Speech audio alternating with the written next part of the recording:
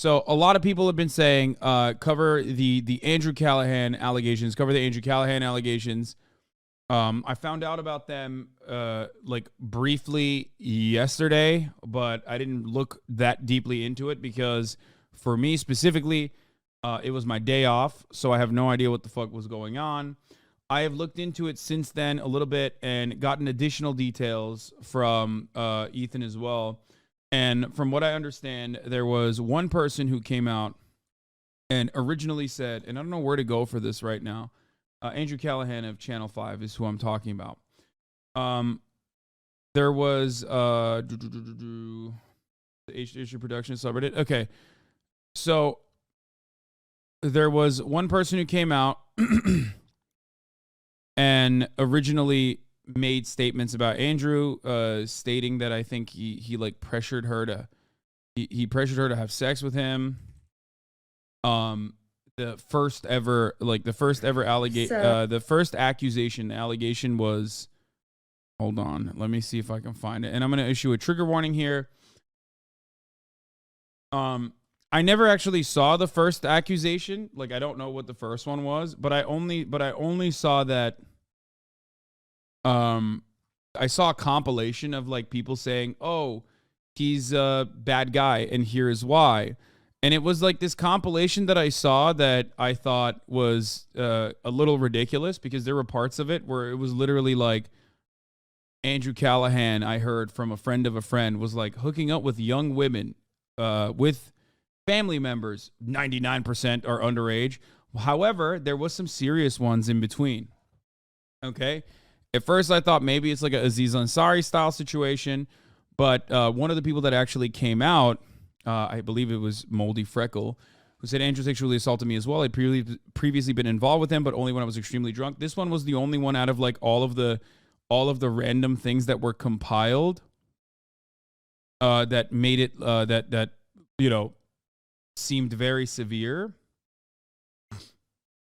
Okay. I'm from Seattle. Know many people common with him. You are not the first person. I've heard about the story happening too. Went to a neighboring high school as him. Same thing. He was in high school. Not the first time I'm hearing something about like this. Okay, so some of this stuff is just like, it's a complete hearsay, right?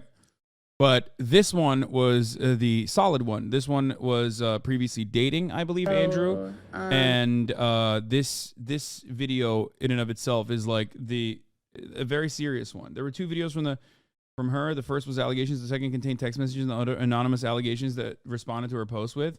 Yeah. Obviously, don't dismiss any victims. Don't dismiss anyone coming out with their stories. Unless, of course, their stories are literally like fucking, I have a friend who is like a friend with Andrew's cameraman, and he told me Andrew's a bad guy. Like that stuff is ridiculous, obviously. Even if it corresponds to like the real evidence that you have in front of you, that's something that you always have to, pay special consideration to. Okay? I always say false allegations are rare, super rare, and it is infinitely more likely that someone that comes out with allegations, that is unnoticed, that goes unnoticed or vilified, than not. So this is the person that first came out. This video came out. From what I understand, she was upset. Here, I'll watch this. Never in a million years thought that I would be making this video, and I'm shaking because I've tried a couple different times and haven't been able to get my point across, but I don't like seeing abusers get platforms. And my abuser, Andrew Callaghan, also known as All Gas No Breaks, Channel 5, and whatever his new HBO show's called, I forget, has been plastered all over my news feed, and I've tried to come to him person to person and try to get him to take accountability for what he did, but his version of what happened the night that he assaulted me is so skewed. So I will tell you that he did eventually get consent. And that's the main point, is that he eventually got consent because he wore me down. He told me he needed a place to stay for the night. He had some sort of falling out with one of his crew members or whatever, and I was very clear about the fact that we are not hooking up. He gets in my bed and wears me down to the point where I eventually do agree to do things that I wasn't proud of. And I wasn't proud of them and thought it was my fault for so long that I continued to be nice to him after the situation. He wouldn't leave my house the next morning. And then as time went on and I processed things, I thought, you know what, just because eventually I said, okay, whatever, because I was trying to just get the whole night over with so that it could be morning so that he could leave. It doesn't discount the fact that I told him no. I told him no so many times prior to this. I said, I'm tired. I'm not really feeling it. I came up with any excuse that I possibly could to just get him off of me. So both Andrew and her, from what I understand, were extremely drunk when this happened. And that's why it's like this one originally, I don't know any of the I don't know the exact details of what happened here. And but this is like one of the first times that I'm hearing about it, other than the fact that I only looked at Reddit pretty much. Like I didn't even see this video itself.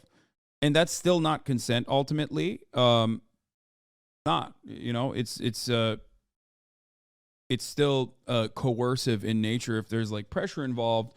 Loki thinks it's a right-wing play because he's exposing the fuck. No, I don't think there is.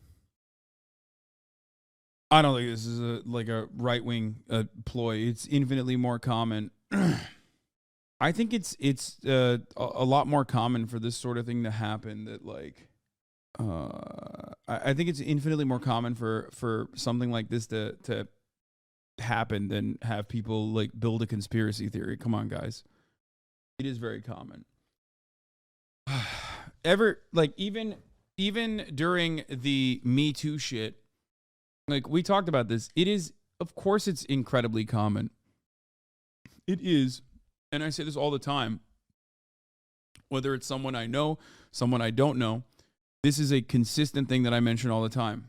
This happens as a consequence of, one, the ways that everyone is taught on how gender dynamics are supposed to work, even though it is literally wrong, okay? It's a product of the patriarchy. It is social conditioning. And then also on top of that, you pile on the gray nature of interpersonal communication and dynamics, especially in a situation like in a non-platonic romantic situation. All of a sudden, it's basically a fucking powder keg. So whenever I see stuff like this, like I try to be as understanding as possible. But you know, this is not uncommon.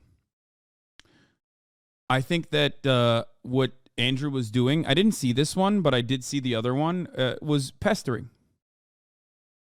Like he it seems like in this circumstance is a person that he was involved with originally. Like they dated, I believe. And the long and short of it basically is that she was offering him a ride, and he was like trying to hook up with her, trying to kiss her in the neck, trying to hook up with her. And even like went so far as to like pull her hand down his pants. Things like that. And you know, I mean, here I'll let her explain it. I told him I would take him home because he lived close by, but that I did not want to have sex in my car at all. I did not want to have sex with him again, ever. And after we got to my car, he started advancing towards me, started touching my inner thigh, and pulled me forward and started kissing my neck. So I really couldn't move out of the position. He was holding me like tightly. And he proceeded to put his hand down my pants. I told him to stop. I told him to get off of me multiple times. He tried to put my hand down his pants, and I was, you know, fighting against him during this, told him to please stop. And he said, you could. There's no gray area here, man. No, I know. There isn't. There is not. I'm saying that in normal circumstances, something that otherwise, depending on who the two individuals are, would be a consensual touch can immediately be unconsensual. This is one of those circumstances where it clearly is not. It is clear cut. Okay? The point is across the board, and this is something, like I said, time and time again, something that I've talked about when describing the nature of consent. When describing the nature of consent and you know, these sorts of dynamics a million times over, I have mentioned this. A lot of chatters are trying to get a clip out of you, fucking weirdos. Yeah, I assume that the goal here for many people is to try to get me to say something that you can clip and then ship, and you know, say that I am, you know, I'm just say that I'm a fucking hypocrite or something. But like, you're betraying the conversation that we're trying to have here. Okay. Andrew, as far as I understand, has not said anything about this. And I await for any kind of statement that comes from him. But ultimately, I mean, this seems pretty bad. It's like, it looks like an obvious instance. Like, look, dude, please, I want you to stop. Like, I know that there's a lot of people in here that are just like incredibly fucking ill in the brain, but just for a second, dial it back while we're having this conversation. You're not the victim here. Those women are. Arrest Andrew yourself. Coerce him into a meeting and you know, come on, dude. No, there's a lot of people who have been trying to bait so that they can like try to see if there's like any inconsistency. Okay? Could at least suck my dick. And I said, no, I don't want to do that. Get out of my car. At that point, it was, I'm not taking you home anymore. Get the fuck out of my car. And he just got mad, really. He was mad that I would even say that. But at the same time, No, I think that there is a case to be made for this being like, this one especially being assault. And at the very least harassment for sure. It is, I mean, the biggest bummer here is not that like I'm friends with Andrew or I know Andrew and that, you know, this, that like someone that you like, has done things. No, the biggest bummer here is the fact that like these people have been traumatized by these actions. Okay. Like that is the, you know, keep your eyes on the prize, I guess, and be a little bit more understanding. Was laughing at me and continued to try to kiss me and was like, are you serious? Come on. Yeah, it was not fun. So I told him to get out of my car again. He wouldn't get out. And he said, you could at least take me home. So I realized at this point, I would not be. I think a lot of people like this usually speak up because they fear that when someone comes out, they usually fear that like this is repeat behavior. And that's the reason why they come out and speak out on things like this. Okay. So they want to prevent this from happening again. It's not like, I know that the immediate alternative is like, oh, this is a person who was scorned, and that's why they're fucking coming out.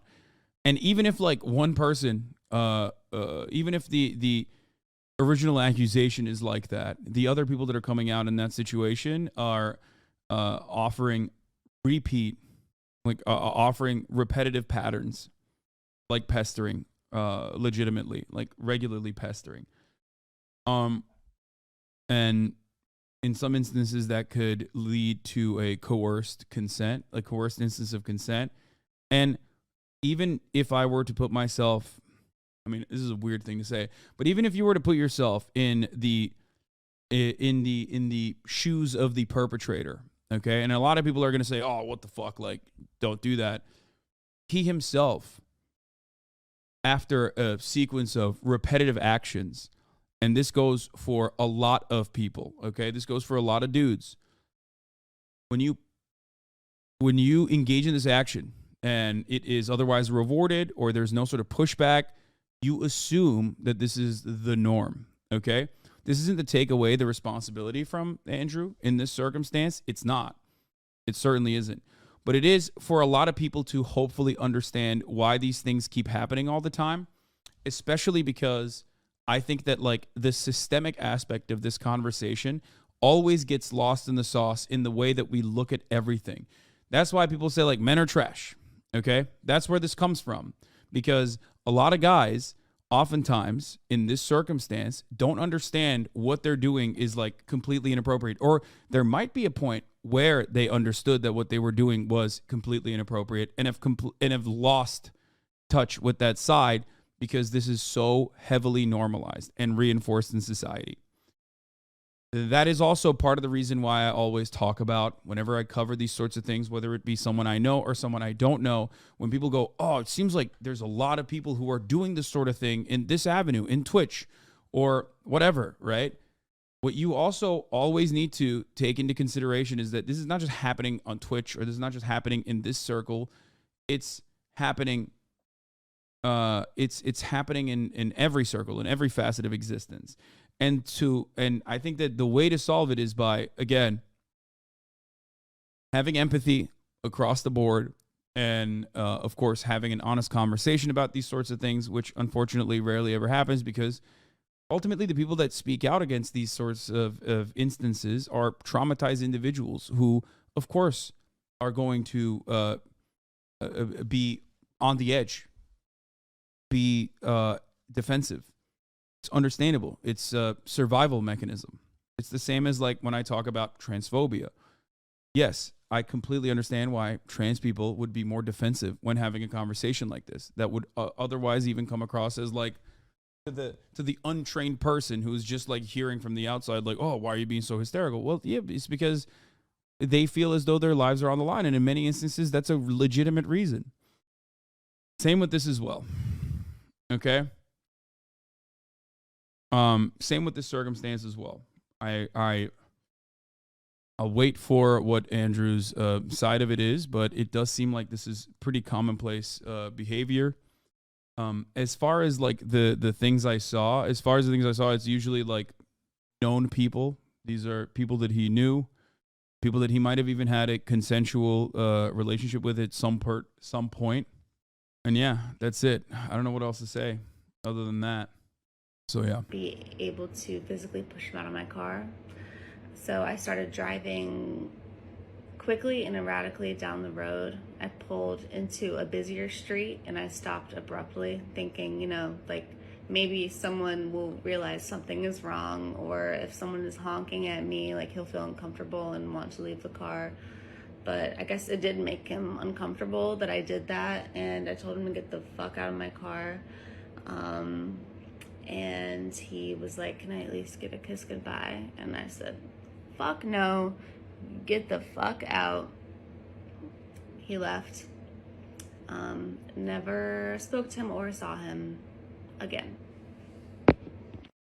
Very weird how many people on Hospital thought you wouldn't address this when you've been very consistent about discussing serious, uncomfortable topics and not treating sexual assault like drama. Comment is on W.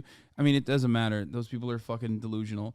There are community members in here that also treat it like drama and only care about it from the point of like dramatics.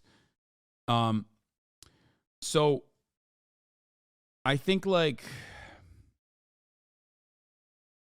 ultimately, I don't know what the path to redemption looks like, but you guys know my assessment on every instance. I've very openly talked about it with respect to like, people who have been convicted of crimes and have, served their punishment. Obviously, no such thing has happened to Andrew in any meaningful capacity.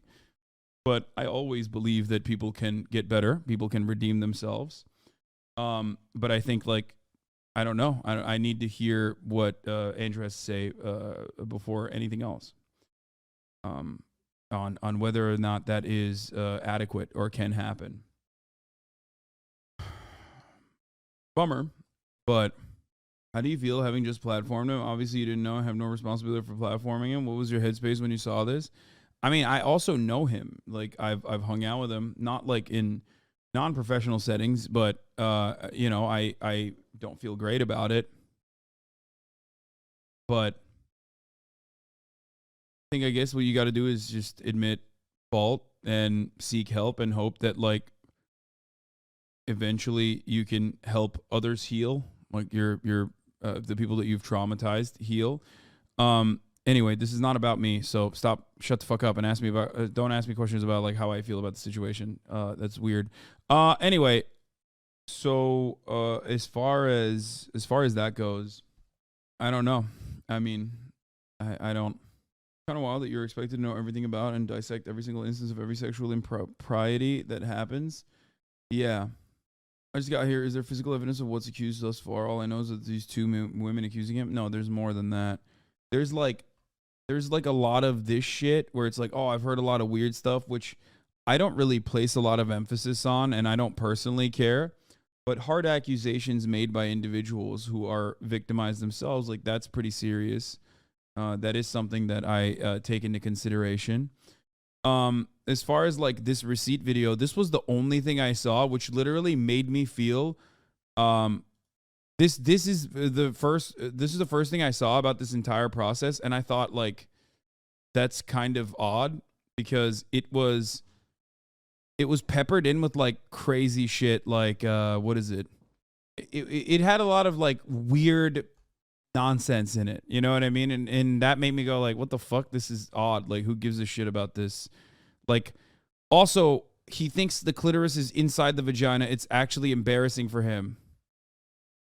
And it's like, what the fuck? There was another one that was like, oh, he's hooked up with like young girls who are staying with their parents. A friend of a friend told me. And it's like, okay, what?